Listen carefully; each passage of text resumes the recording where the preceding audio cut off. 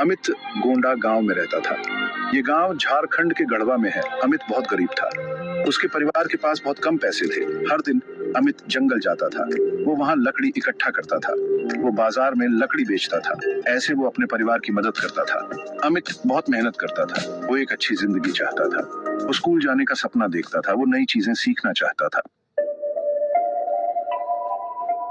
एक दिन अमित सड़क पार कर रहा था। वो जंगल से घर जा रहा था।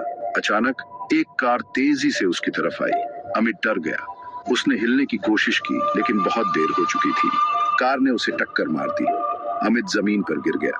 कार एक अमीर औरत की थी। उसका नाम सनाया था। सनाया हैरान रह गई। वो जल्दी से अपनी कार से बाहर निकली अमित की मदद करने के लिए। सनाया ने देखा कि अमित घायल है। वो उसे तुरंत अस्पताल ले गई। डॉक्टरों ने अमित का ध्यान रखा। सनाया अस्पताल में ही रही। वो ये सुनिश्चित करना चाहती थी कि अमित ठीक हो। उसे एक्सीडेंट का बहुत दुख हुआ। सनाया को अमित की जिंदगी के बारे में पता चला। वो उसकी मेहनत से बहुत प्रभावित हुई। उसने उसकी मदद करने का फैसला किया। सनाया ने अमित के इलाज का खर्चा उठाया। उसने उसकी पढ़ाई का खर्चा भी उठाने का फैसला किया। अमित बहुत खुश था। वो स्कूल जाने लगा। वो हर दिन नई चीजें सीखता था।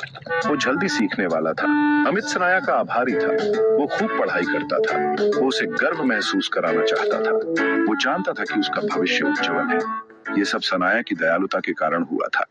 कर रही थी। हर रोज वो यही बस लेती थी। हर रोज उसे डर लगता था। कुछ लड़के थे वहां, बड़े थे, वो शोर मचा रहे थे। लड़कों ने सनाया को देखा। वो हंसने लगे। उसके कपड़ों का मजाक उड़ाया। उसे गालियां दी।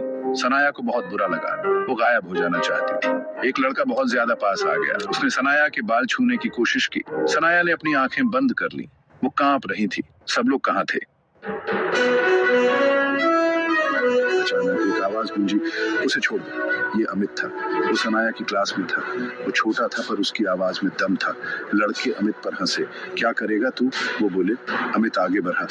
वो सनाया के सामने सीना तान के खड़ा हो गया। चले जाओ, उसने कहा। नहीं तो पछताओगे। लड़के बड़े थे, पर अमित को कोई फर्क नहीं पड़ता था। वो उन्हें सनाया को तकलीफ नहीं पहुंचने देगा। वो उसकी रक्षा करेगा, चाहे कुछ भी हो जाए।